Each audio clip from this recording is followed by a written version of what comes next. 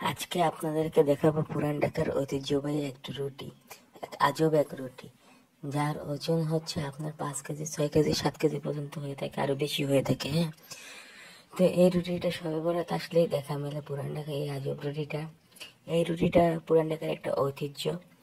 এই রুটির নাম অনেকে বলে হচ্ছে গিয়ে নকশি করা রুটি, ফেন্সি রুটি, কিন্তু এর রুটির আসল নাম হচ্ছে বরাতি রুটি, যেটা পুরান ঢাকার একটা ঐতিহ্য বহন করে। এই রুটি আসলে অনেক মোরব্বা টোরব্বা দেওয়া থাকে, উপরে চেরি দেওয়া থাকে। এই রুটির এক একটা কেজির দাম হচ্ছে গিয়ে 300, 350 উপরে হয়ে থাকে, 300 টাকা করে কেজি। তো এটা পুরান ঢাকায় প্রায় দেখা মেলে।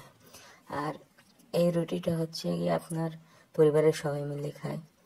আর দেখতে খুবই সুন্দর, বিভিন্ন আকৃতিতে হয়ে থাকে এই রুটিটা, যেমন কুমিরের আকৃতি, ঘরের আকৃতি, মিনারের আকৃতি ইত্যাদি। তো সবে বরাত আসলেই দেখা মেলে।